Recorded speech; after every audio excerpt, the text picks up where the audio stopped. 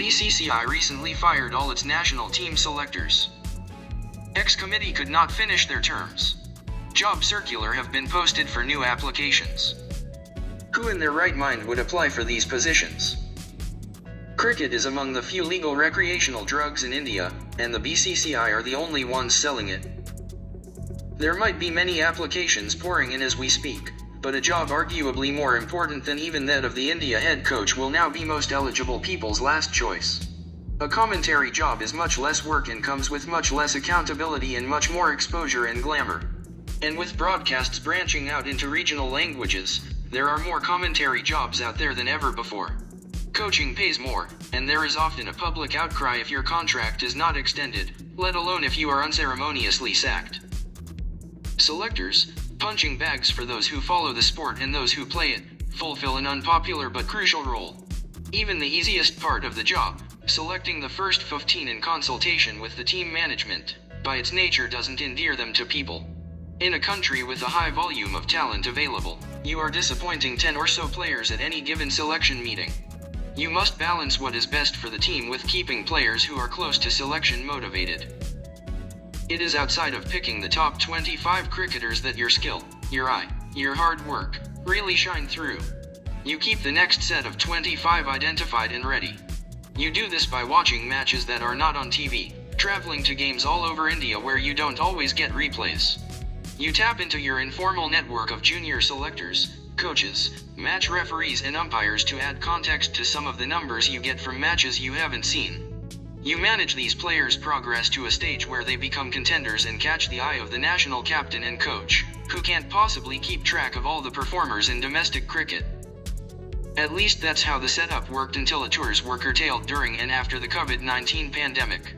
Before that, the selectors prided themselves in having replacements ready for most of the first-choice group.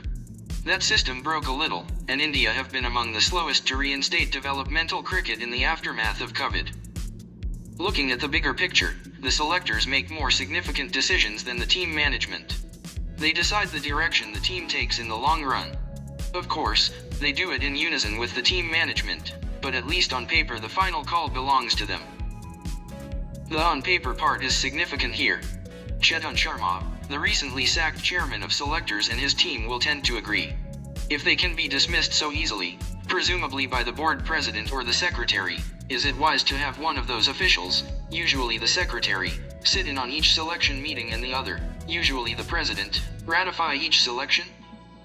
Just imagine this job description: have integrity beyond reproach, travel a lot, stay unseen, make crucial decisions on which the future of the team and many more players rest, be unpopular, get paid a tenth of what the coach gets, open yourself up to being sacked by people who wield all the power and have little formal accountability, and have no public support while you're at it.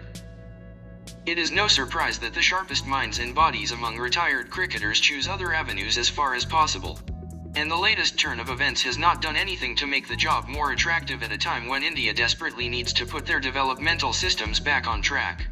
Rahul Dravid with the senior team and VVS Lakshman at the National Cricket Academy need a third ally with whom they can build the right squads and pick the right teams. During the time of the Committee of Administrators, put in charge of Indian cricket by the courts, the three-way team of senior coach Ravi Shastri, developmental coach Dravid, and chief selector MSK Prasad worked almost seamlessly.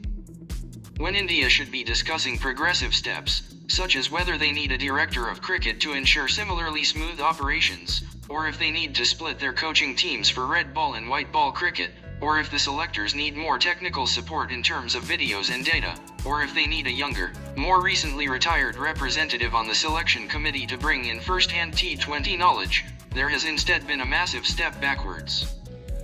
We will soon find out who has come forward to offer to select Indian teams. Hopefully they will not just have been desperate.